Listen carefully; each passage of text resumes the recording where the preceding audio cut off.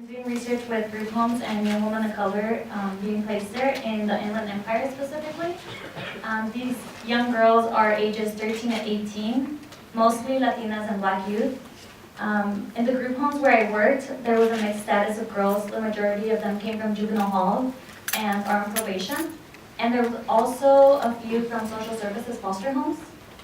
So this created kind of a complex of merging them together.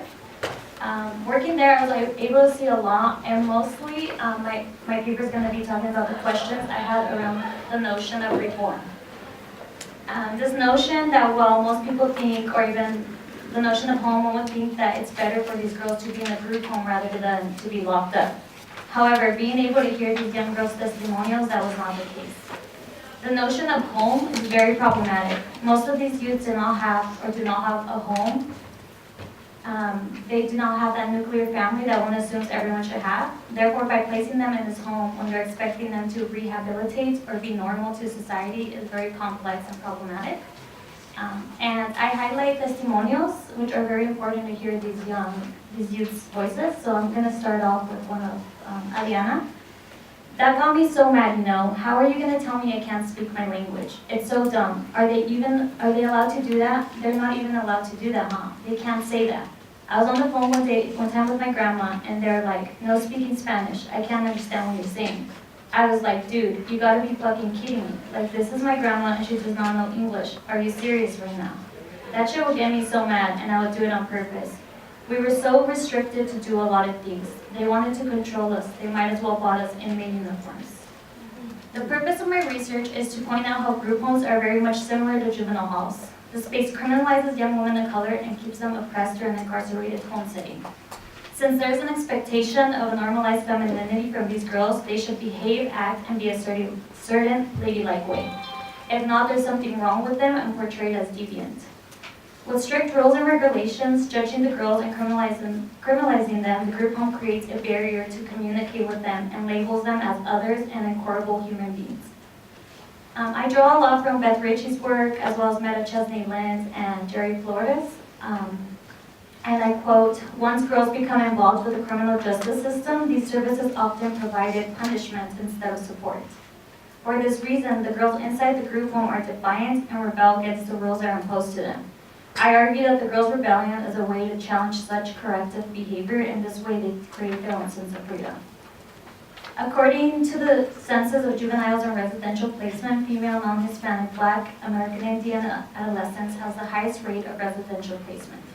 Young girls of color from ages 11 to 17 that are Black, Latinx, American Indian, and Asian have had an increased rate of 370,596 arrests to 390,712 from 2015 to 2017.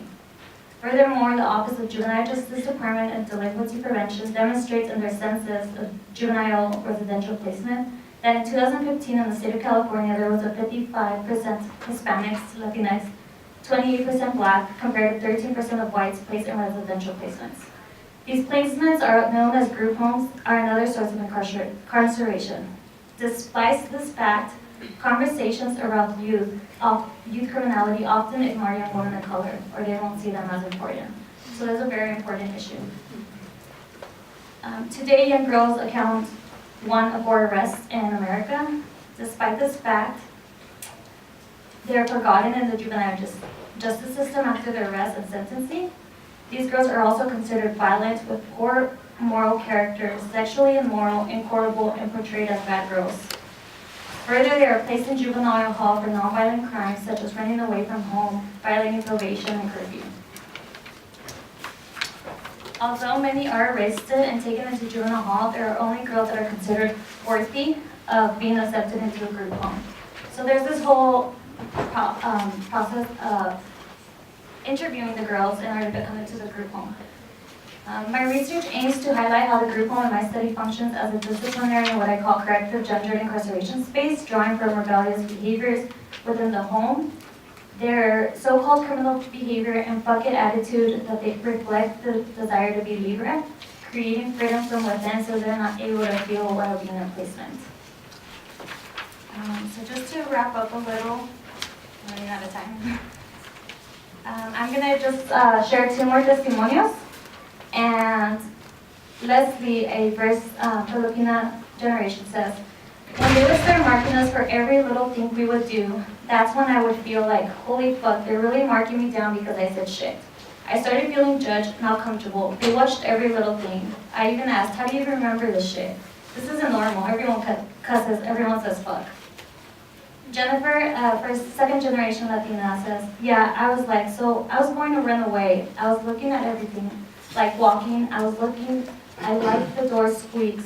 The doors are heavy. You know, I was just observing everything when I first got there. I didn't run away for a while, but then I got caught smoking weed, and I thought I was going to get in trouble, so I ran away. She laughs. And I didn't get caught or came back. In my case study of a group home that fails to support these young women of color and creates a disciplinary punishment environment that continues as a cycle. As I continue to develop this work, I plan to use an abolitionist perspective to help us understand the underlying violent, gender, and racist normative ideologies that inform criminal policy to advocate for critical education, as opposed to correctional institutions.